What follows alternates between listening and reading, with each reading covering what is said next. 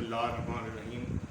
آج ہمارے پاس کراچی کی خاتون ہے جن کا نام ہے عائشی افروز۔ تو ہم ان کی زبانی سنتے ہیں کہ ان کو ہمارے ادارے کے بارے میں کیسے پتہ چلا اور ان کے ساتھ کیسے بیتی ہیں، یہ ہمارے پاس آئی ہیں۔ عائشی بتائیں آپ کو کیسے پتہ چلا ہمارے ادارے کے بارے میں؟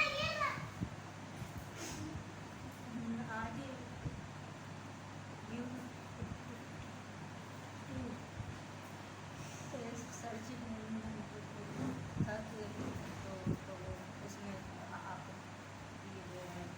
فلٹر کا تو اس کے بعد میں پھر آپ سے رابطہ کر۔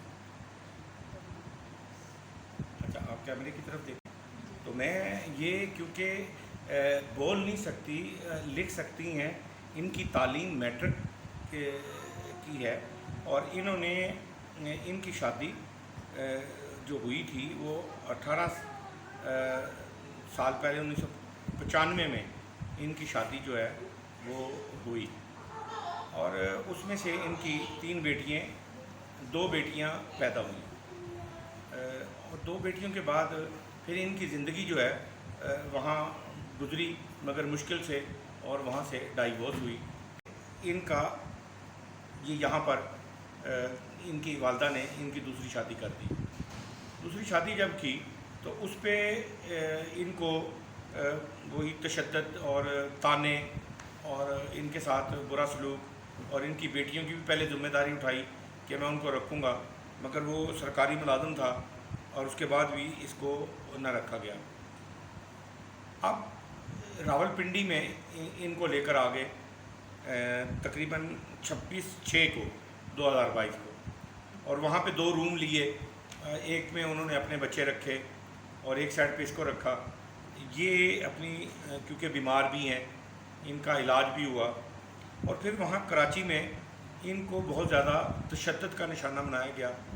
یہ وہاں پہ CMH میں کراچی گئی، اور بقول انہوں نے جو لکھ کر دی ہوئی ہے یہ مجھے تحریر، اس میں انہوں نے سارا لکھ کر دیا، کیونکہ یہ لکھ لیتی ہیں خود کیونکہ میٹرک ان کی تعلیم ہے۔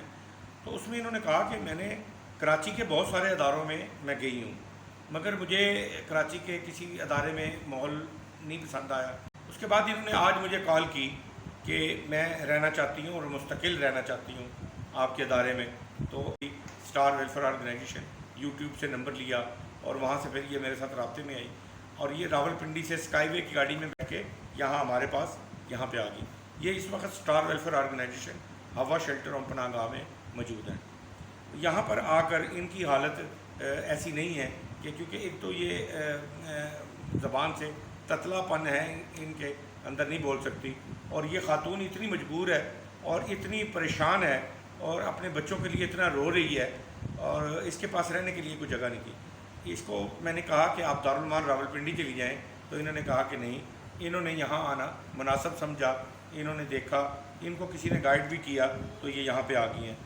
اب ان کا کہنا یہ ہے کہ میں بیمار ہوں، مجھے خوراک، لباس، ضروریات کی چیزیں، یہ تمام چیزیں مجھے چاہیے، اور مجھے اچھی رہائش چاہیے اور اچھا ماحول چاہیے۔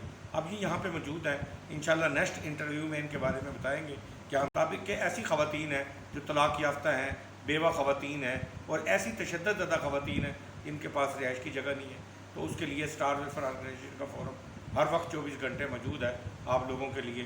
اس کو زیادہ سے زیادہ جو مجھے جانتے ہیں، جو دیکھتے ہیں، تو آپ ضرور دیکھیں۔ اس کے لیے دعا کرنی ہے کہ اللہ تعالیٰ اس کو صحت دے، اللہ تعالیٰ اس کے مسائل حل کریں، اور ان کی جو بیٹیاں ہیں اور وہ ان کے ساتھ رابطے میں۔ تو آج میں آپ کو صرف یہی گزارش کروں گا کہ اس کے لیے آپ نے دعا کرنی ہے۔ بہت شکریہ، السلام علیکم۔ 7 سال ہو گئے میں اپنی